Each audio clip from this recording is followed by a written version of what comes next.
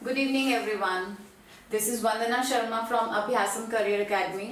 जैसा कि आप सबको मालूम है कि आरएमएस का एग्जाम हो चुका है और आज के क्लास में मैं आपका एग्जाम वाला इंग्लिश सेक्शन डिस्कस करने जा रही हूँ। होप आप सभी का पेपर बहुत अच्छा गया है, लेकिन this discussion is must for everyone. So let's start. So students, आपका फर्स्ट जो क्वेश्चन है that is choose the word from among the 4 options which is similar in meaning to the given word.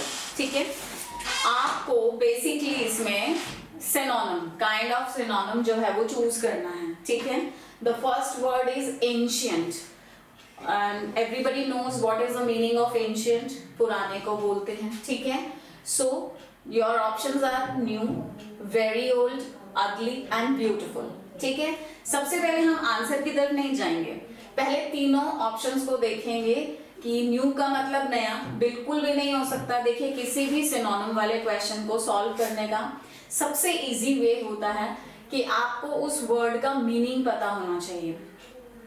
ठीक है, जब आपको एक word का meaning पता होता है तो आप इजीली डिटेक्ट कर सकते हो कि उसका जो मीनिंग है, उसका जो बहुत सिमिलर सा वर्ड है वो कौन सा होगा। अब एंशिएंट का मतलब जैसे कि मैंने आपको बताया पुराना, प्राचीन। ठीक है, बहुत पुराना जो होता है उसको हम बोलते हैं एंशिएंट। तो न्यू नहीं हो सकता क्योंकि न्यू का मतलब है नया। अगली नहीं हो सकता, अगली का मतलब होता है बदसूरत। ठीक है, और ब्यूटीफुल भी नहीं हो सकता, उसका मतलब होता है सुंदर। ठीक, तो बचा क्या हमारे पास? Very old. ठीक है, तो very old is the right answer. Okay, second word is tiny. Tiny हम सबको मालूम है, टाइनी का मतलब होता है छोटा। ठीक, तो टाइनी के लिए I am going to discuss these 3 words which are given. First one is big. Big का मतलब बड़ा, जस्ट ऑपोजिट है। हमने तो बिल्कुल इसका सिमिलर वर्ड ढूंढना है। ठीक है, बिग का मतलब बड़ा, नियर का मतलब जो पास है, और फार का मतलब जो दूर है। तो ये भी नहीं हो सकता, तो आंसर इज स्मॉल। ठीक है, फर्स्ट का था वेरी ओल्ड, सेकेंड का है small. Now come to the third word which is huge. Huge का मतलब होता है विशाल या बड़ा। ठीक है, तो अब इसमें फर्स्ट ऑप्शन डिस्कस करेंगे क्लीन। क्लीन का मतलब साफ, लार्ज का मतलब बड़ा। ठीक है, अगली का मतलब बदसूरत, और डर्टी का मतलब गंदा। तो इसमें सबसे ज्यादा जो अप्रोप्रिएट वर्ड है दैट इज लार्ज। ठीक है, so this is the right answer. Next word is conquest. Conquest का मतलब होता है विक्ट्री, या हिंदी में बोले तो जीत। ठीक है, तो फर्स्ट वर्ड जो आपका गिवन है विक्ट्री, वही इसका आंसर है। बाकी के वर्ड्स हम डिस्कस कर लेते हैं। रिलीज मतलब छोड़ना, डिस्ट्रक्शन मतलब तबाह करना, और पीस मतलब शांति। तो ये तीनों वर्ड जो हैं वो इसके आसपास भी नहीं है कहीं। So your answer will B victory. Okay, next word is begin. Begin का मतलब होता है किसी भी काम की शुरुआत करना। ठीक है, सो क्रूअल नहीं हो सकता। क्रूअल का मतलब होता है क्रूर, जिसके दिल में कोई दया भावना नहीं किसी के लिए। काइंड, काइंड भी नहीं हो सकता। सेम, काइंड का मतलब होता है दयालु, जिसके दिल में दया हो। स्टार्ट, स्टार्ट का मतलब शुरुआत करना। And the last word is stop. Stop का मतलब रोकना। तो आपका आंसर होगा स्टार्ट, क्योंकि स्टार्ट का मतलब भी शुरू करना और बिगिन का मतलब भी शुरू करना। I hope you all are satisfied with this answer. So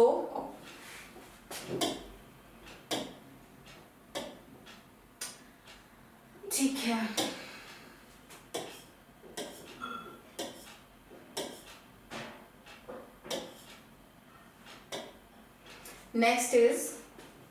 next हम करेंगे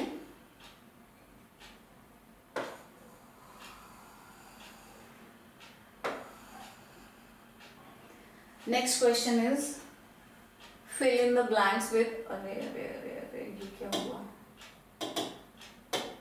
एक minute. Okay, next question is fill in the blanks with the appropriate prepositions given below. अब आपको यहाँ पर prepositions को टिक करना है। ठीक है, first one is Holi is dash 10 नवंबर। अब आपका पहला आंसर, पहले तो आप ये देखिए कि ये क्या है। This is a date. ठीक है, आपको मालूम है जब आपको preposition सिखाई जाती हैं तो हम ये बताते हैं कि जब डेट या डे की बात आती है तो हम कौन सी preposition यूज करते हैं? इन नहीं यूज करते। ठीक है, द नहीं यूज करते और ऑफ भी नहीं यूज करते हैं, ठीक है। तो आपका सही जवाब है ऑन, क्योंकि डे और डेट के पहले हमेशा हम ऑन का यूज करते हैं, ठीक है। Next one is Gandhi ji lived dash the English rule. Gandhi ji किस समय के दौरान थे, ठीक है, ये बताना है आपको। तो इन नहीं आएगा, मे होती है इनकी हिंदी, ऑन भी नहीं आ सकता, ठीक है, और अंडर भी नहीं आ सकता। तो ड्यूरिंग, जब भी हम किसी टाइम पीरियड के बारे में बात करते हैं ना, कि उस समय से लेकर उस समय तक, यानी समय अवधि, ठीक है, जब समय की अवधि बतानी हो तो हम यूज करेंगे ड्यूरिंग का, ठीक है, क्योंकि ये हमें बताता है समय अवधि के बारे में, ठीक है। Next one is they finished work dash sunset. उन्होंने अपना काम सनसेट से पहले खत्म कर लिया था। तो जब पहले आ गया तो this is very very obvious कि your answer will be before. At नहीं हो सकता, पॉइंट ऑफ टाइम के लिए यूज होता है। इन नहीं आ सकता क्योंकि इन के लिए कोई टाइम यहाँ गिवन नहीं है, ठीक है, और ड्यूरिंग भी नहीं आ सकता क्योंकि यहां से लेकर वहां तक की कोई समय अवधि किसी भी टाइम पीरियड का कोई वो नहीं दिया हुआ है। सिर्फ जो टाइम है वो सनसेट है, तो बिफोर सनसेट उन्होंने अपना काम सनसेट से पहले खत्म कर लिया था, ठीक है। Next one is I will call at your house sometime dash the evening, on, in, during, of, ठीक है। अब जब कभी भी हमारे फेजेस ऑफ अ डे हम बात करते हैं, when we discuss about the phases of day, तो मोस्ट प्रोबेबली माइंड में क्या हम सोचते हैं, एट लगाएं या इन लगाएं, तो बहुत ही इजी है, इवनिंग, ठीक है। जब मैंने प्रपोजिशंस पढ़ाई थी उस समय जब मैंने आपको इनका यूज बताया था, तो उसमें ये भी बताया था कि जो डे के फेजेस हैं मॉर्निंग एंड इवनिंग, उनके लिए हम यूज करते हैं इनका, ठीक, क्योंकि ये नून और नाइट के कंपैरेटिवली बड़े जो हैं होते हैं, ठीक है, टाइम पीरियड के हिसाब से। तो आपने यहाँ पर इवनिंग है तो आपका आंसर होगा इन, ठीक है। Next one is Shankar's birthday is dash 3rd April, again date is given. तो मैंने अभी बताया था जब हमने 10 नवंबर की बात की थी कि जब भी किसी डे या डेट की बात होती है तो हम उससे पहले कौन सी प्रपोजिशन यूज करते हैं, on. So the right answer will be on. At नहीं होगा, इन नहीं होगा और ना ही बिटवीन होगा, क्योंकि इन भी नहीं आ सकता है और एट भी नहीं आ सकता है, बिटवीन भी नहीं आएगा। दो चीजों के बीच के में कोई ऐसा कुछ यहाँ दिया नहीं हुआ, so your answer will be on, right. Okay, hope you understand.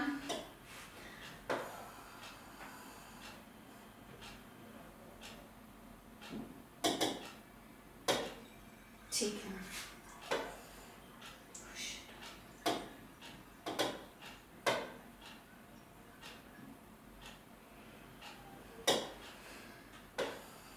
Next question is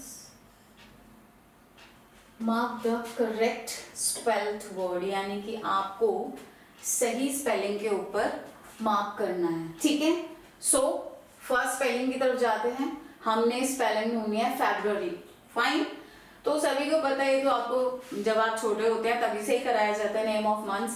so FBRARY wrong, FBRURY wrong, FEBRUARY, and the last one is FEBRAREE.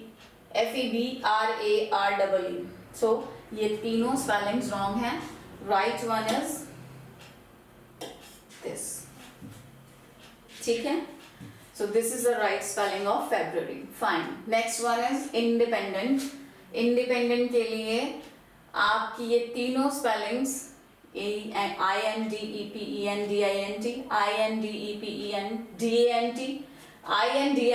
INDEPENDANT wrong है.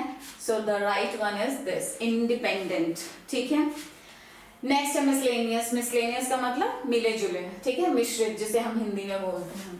तो पढ़ लेते हैं एक बार स्पेलिंग्स. बी इज MISSCELLANEIOUS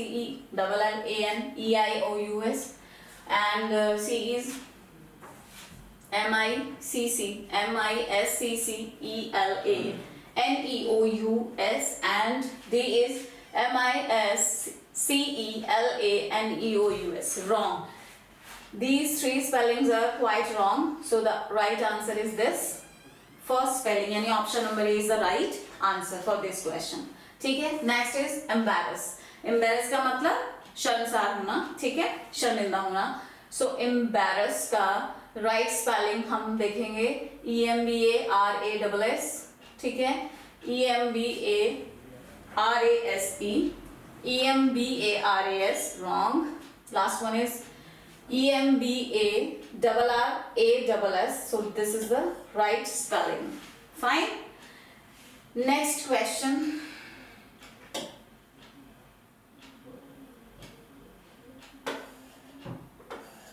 ठीक है।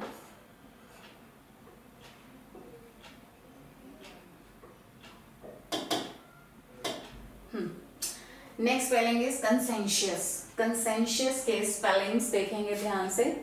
CONSCIENTIOUS, B is CONSCENTEIOUS, C is CONSENTIOUS, and the last one is CONSCENTIOUS, right? So the right spelling is conscientious. Option number A. Fine. ठीक है। Next question, choose the correct tense from the option given below. Fine. ठीक है। आपको इसमें से tenses choose करने हैं जो सही, कौन सा tense है, ठीक है, वो सही जवाब आपको देना है इनको पढ़ के। So let's try. The boy is playing football. Okay. So first of all, I will go for the options. Number A, present perfect. Number B, past continuous. Number C, simple future. And number D is present continuous. अब आपको जो rules मैंने सिखाए हुए हैं according to the rules, आपने सबसे पहले ये देखना है कि कौन सी verb की form लगी हुई है, ठीक है। जब हम verb की form देखते हैं तो हमें tense बहुत ही clearly समझ में आ जाता है। तो यहाँ पर लगा हुआ है is and वर्ब की फर्स्ट फॉर्म में ing, ठीक है। सो is MR और वर्ब की फर्स्ट फॉर्म में ing हम कौन से टेंस में लगाते हैं, सबको मालूम है। The right answer is present continuous. Fine. So this is the right answer. Next, the stone age man lived millions of years ago. अब आगे फिर से मैं वही बात रिपीट करूंगी कि जब भी आपको किसी टेंस को पहचानना है तो सबसे पहले आपको उसके वर्ब यानी कि कौन सा फॉर्म ऑफ वर्ब उस टेंस में यूज किया हुआ है वो देखना है। तो यहाँ पर आपका है सेकेंड फॉर्म, ठीक है। Second form of verb is used, ठीक। तो ये होगा आपका कौन सा होगा, फ्यूचर परफेक्ट नहीं होगा, ठीक है, पास्ट परफेक्ट नहीं होगा, simple past and present perfect, present perfect भी नहीं होगा। तो ये होगा आपका सिंपल पास्ट। फ्यूचर परफेक्ट में विल हैव, शैल हैव, ठीक है। पास्ट परफेक्ट में हैड प्लस वर्ब की थर्ड फॉर्म और प्रेजेंट परफेक्ट में हैज और हैव का यूज होता है। तो यहाँ पर सेकंड फॉर्म का यूज है, यानी कि the right answer is simple past. Okay. Next is she has been waiting since morning, ठीक। अगेन आइए आप देखिए इसमें कौन सी वर्ब की फॉर्म यूज हुई है, हैज बीन, ठीक है, साथ में ing लगा है वर्ब की फर्स्ट फॉर्म में और साथ में आपको सिंस दिया हुआ है, ठीक। Has been, have been plus V1 plus ing और प्लस सिंस और फॉर में से जब हम एक लेते हैं अनिश्चित और निश्चित समय को चूज करने के लिए तो वो टेंस होता है सिंपल प्रेजेंट नहीं होता है, बिल्कुल भी नहीं होता है, फ्यूचर परफेक्ट भी नहीं होगा, पास्ट कॉन्टिन्यूअस भी नहीं होगा। So the right answer will be present perfect continuous, ठीक है। नेक्स्ट क्वेश्चन इज, एक minute,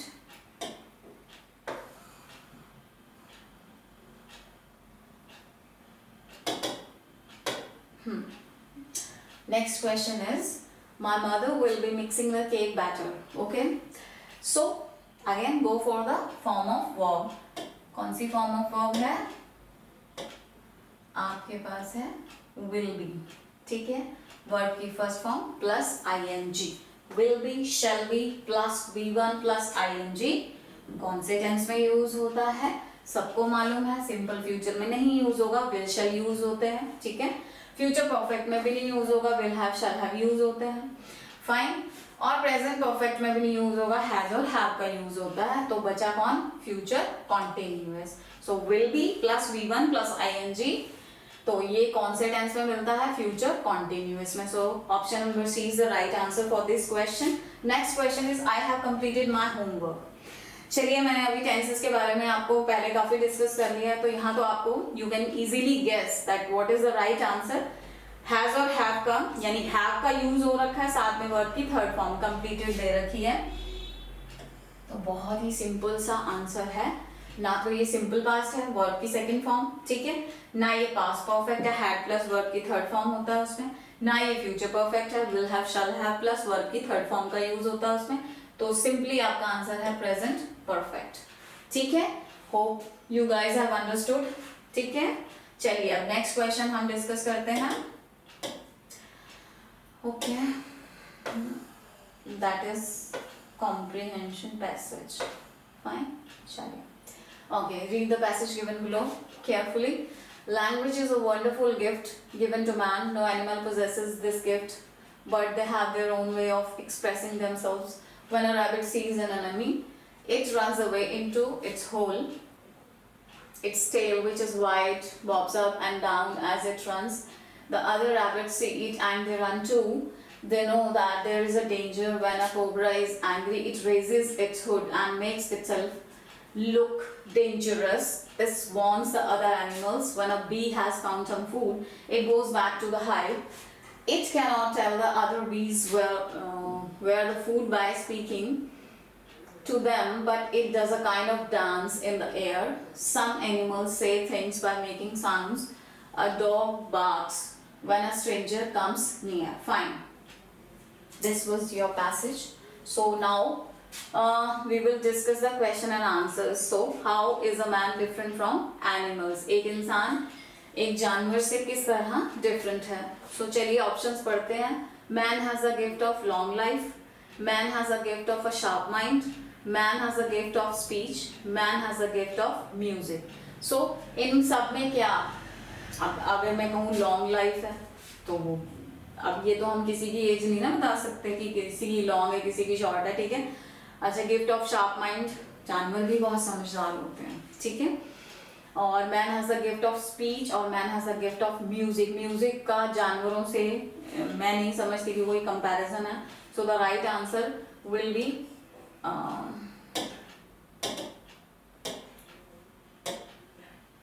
man has a gift of speech. ठीक है, so how does a rabbit gives a signal of danger to other rabbits? ठीक है, वो किस तरह से सिग्नल देता है दूसरे रैबिट्स को? ओके, तो मैं पहले थोड़ा सा इसको so that you can see the question very clearly. Okay.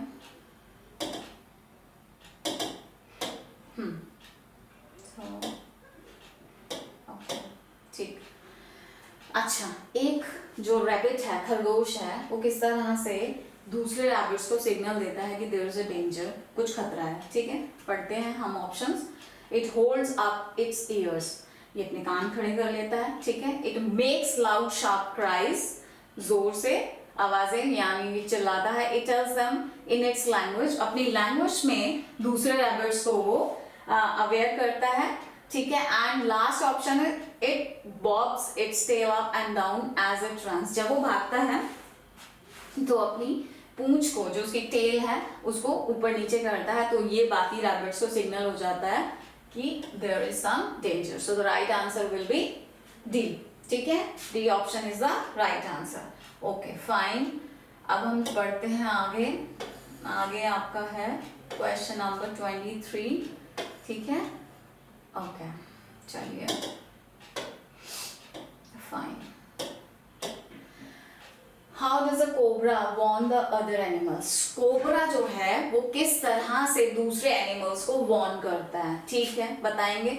It makes loud sharp cries, जोर से चिल्लाता है. Next option is it holds up its tail, उसकी पूंछ उठा लेता है. And third is it raises its hood to look dangerous, अपना जो हुड है, उसका जो फन है, वो उठा लेता है.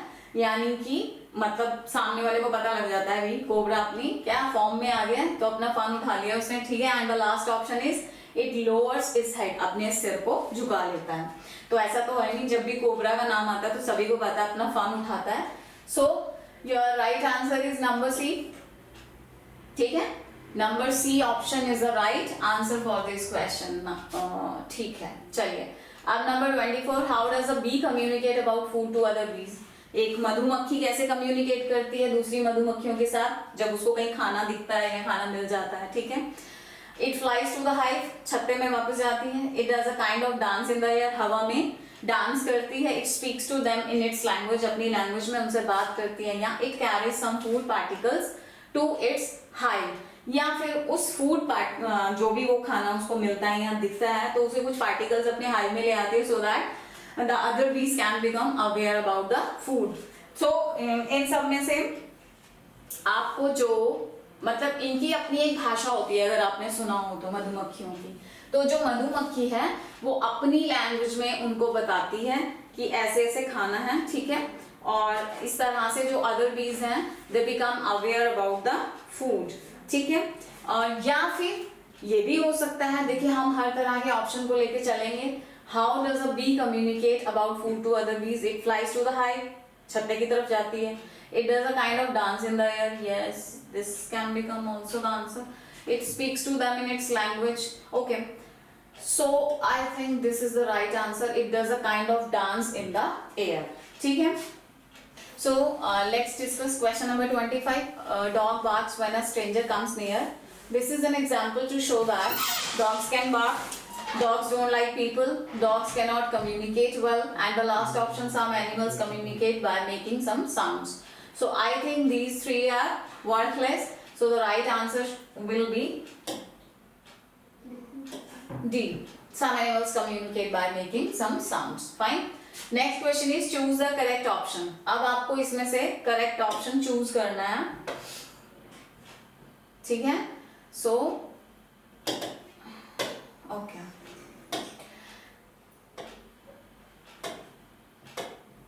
Someone has stolen my bicycle. Basically these are passive voice sentences, पर इन्होंने इस तरह से दे दिया है, कोई बात नहीं. Someone has stolen my bicycle.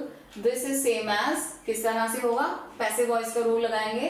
Someone stole my bicycle नहीं हो सकता है क्योंकि यहाँ पर has is given. So हमको ऐसा सेंटेंस ढूंढना है जिसमें has के साथ been लगा हो. Someone stole my bicycle नहीं है. My bicycle has been stolen. I have given away my bicycle. A thief has stolen my bicycle. तो has तो यहाँ लगा हुआ है और been नहीं है. So the right answer will be B. Fine. Next question. My father gave it to the mechanic. This is same as मेरे पिताजी ने उसको मैकेनिक को दिया था, यानी कि past tense में है. So अब इसका right वाला आंसर हमको ढूंढना है. It was given to the mechanic. It has been given to the mechanic. The mechanic has taken it away. The mechanic got it. Fine. So the right answer will be it was given to the mechanic. Second form है. Second form को जब हम passive voice में change करते हैं तो was verb plus verb की third form हो जाता है. ठीक है. So the right answer will be A option. Next question is it had been thrown there. This is same as it was thrown away. नहीं होगा क्योंकि already had लगा हुआ है, had के साथ been लगा हुआ है. तो हमें ऐसा sentence ढूंढना है जिसमें had plus verb की third form का use हुआ हो. Someone had thrown it there. Someone threw it there नहीं हो सकता. Second form है it is thrown there. ये भी नहीं हो सकता. So the right answer will be B. B option is the right answer. Please sit. This is same as I order you to sit. I ask you to sit. You are requested to sit. You are ordered to sit. So the right answer will be C. क्योंकि जिस भी sentence में please लगा होता है वहां पर हम अपना सेंटेंस स्टार्ट करते हैं you are requested to sit से. Is that clear? Hope it is clear to all of you. So proceed to the next sentence. Question number 30. Then I will clear the marks. Okay. So question number 30. He said to me, "Where are you going?" This is same as ये sentence आपका passive voice में नहीं है. ये narration यानी कि indirect speech, direct और indirect speech का sentence है. So किस तरह से he said to me, उसने मुझसे पूछा मैं कहाँ, आप कहाँ जा रहे हैं. ठीक है, तो उसने मुझसे पूछा कि मैं कहाँ जा रहा हूँ. So अभी इसके हिसाब से आंसर ढूंढना पड़ेगा. He asked me to go there. No. He asked me where I was going. He said to me where I am going. He said to me where am I going. Present tense तो लगेगा ही नहीं. No question. ठीक है, because there is said to, past में answer आएगा. So the right answer is B. ठीक है. He asked me where I was going. Fine. ठीक है, अब हम चलते हैं अगले क्वेश्चन की तरफ. ठीक है.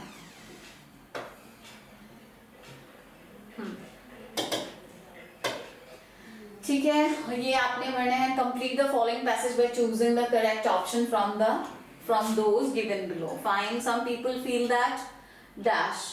ऑप्शन देखते हैं. A and the and some. Some people feel that dash best way to take a vacation, so the right answer will be the best way. सबको मालूम है जब हम सुपरलेटिव डिग्री को यूज करके, तो best is the superlative degree, तो the का यूज होगा. ठीक है. Next is take a vacation is to go dash a cruise on, in, at और इनटू. इन नहीं होगा, एट नहीं होगा, इनटू भी नहीं होगा, so the right answer will be on. ठीक है. On a cruise. There is lot one can do while dash across the sea, while sailing across the sea. So this will be the right answer. Sailed नहीं होगा, sail नहीं होगा और sails भी नहीं होगा. Simple present tense है, simple present tense है और simple past tense है, तो ये तो इसको बिल्कुल भी इसके साथ मैच नहीं करेंगे. So the right answer will be sailing. Next. Besides the beautiful sights, the outdoor games dash the variety of cuisines that make the cruise a memorable experience. Fine. But only and also the outdoor games and the variety of cuisines, so the right answer will be and. But नहीं होगा, लेकिन only का मतलब केवल एक और also का मतलब भी, so and will be the suitable answer. Fine. There is always something for everyone. Yes, for everyone to do. यहाँ पर वो to लिखना भूल गए हैं. जब भी आप किसी क्रूज पे जाते हैं, there are number of activities which can make one occupied for a long time. So यहाँ पर हम to add कर देंगे and this is done. ठीक है. Okay. So let's go for the next question. Okay. चलिए इनको डिलीट कर देते हैं. ठीक है. Choose the correct meaning of the idioms or proverbs given below. To die in harness. ठीक है. Okay. Die on a horseback, no. Die in the battlefield, no. Die while still working, die with honor. So harness मतलब कि काम करते हुए मरना. ठीक है. हार्नेस आपने सुनी होगी, आग की भट्टियां हार्नेसेस. ठीक है. So die while still working. ठीक है. Next is between the devil and the deep sea. In a confusion a man who is drowning, to be evil tempered, a deep sea diver. इनमें से कुछ नहीं होगा. Between the devil and the deep sea, in a confusion state of confusing state of mind, when you are in a great confusion, that then we use these kind of proverbs. ठीक है. Next is not able to make both ends meet. ठीक. यानी कि रोजी रोटी कमाना. ठीक. हमारी जरूरतें पूरी ना होना, इस तरह से हम. तो control affairs no. Work hard, manage the business, earn enough, no. So the right answer will be work hard. मेहनत करना रोजी रोटी कमाने के लिए. ठीक है. एन एप्पल ऑफ डिस्कॉर्ड, लड़ाई झगड़े का कारण. सो कॉज ऑफ हैप्पीनेस नहीं होगा, कॉज ऑफ इलनेस नहीं होगा, cause of quarrel and cause of wealth, ये तीनों नहीं होंगे, तो right answer cause of quarrel यानी कि लड़ाई झगड़े का कारण, एप्पल ऑफ डिस्कॉर्ड. ठीक है. एट 6 and 7, 6 and 7 हम तब बोलते हैं जब कोई चीज प्रॉपर ऑर्डर में नहीं होती है, अस्त व्यस्त होती है. तो ओके पहला ऑप्शन ही आपका आंसर है. फिर भी let's discuss the others. Very happy नहीं होगा, वेरी सैड नहीं होगा, इन परफेक्ट ऑर्डर तो बिल्कुल भी नहीं होगा. So the right answer will B A. Fine. Let's go for the next question. Choose a word that best expresses the meaning of the given words. Fine. ठीक है. Admire का मतलब प्रशंसा करना. ठीक है. So praise, quality, possess and insult कोई भी नहीं होगा. मैंने आपको इसका मतलब बता दिया. Admire मैंने praise यानी प्रशंसा करना, तारीफ करना, appreciate करना. So the right answer will be praise. Bitterness कड़वाहट. ठीक है. माइल्डनेस नहीं होगा, काइंडनेस नहीं होगा, एक्रीमोनी और sweetness. So acrimony is the right answer. Blessed, blessed मतलब जो चीज हमें जैसे बोलते हैं ना, वी आर ब्लेस्ड, हम खुशकिस्मत हैं. ठीक है. हम भाग्यशाली हैं. तो ब्लेस्ड का मतलब होली, कर्स, condemned or immortal. So the right answer is holy. ठीक है. Next is busy, weary, preoccupied, ignorant and active. So the right answer is weary. इसका मतलब भी यही होता है कि बंदा occupied है, busy है. Delivered, कोई चीज कहीं तक पहुंचाना. ठीक है. So bundled, spread, dispatched and displayed. So इसका आंसर होगा dispatched. यानी जब हम कोई ऑनलाइन चीज ऑर्डर करते हैं, ठीक है, तो हमारे को एक मैसेज आता है, email, we get an email that your order is dispatched. ठीक है. सो डिलीवर्ड का मतलब डिस्पैच्ड. फाइन. नेक्स्ट. ठीक है. Okay. Fill in the blanks with the most appropriate subject verb agreement. Either of you dash responsible for the program. Either के साथ हमेशा किसका यूज करेंगे? Either of you responsible. अच्छा, responsible for the program. Either की बात आ गई तो या एक, या ये या वो, तो is आएगा. ठीक है.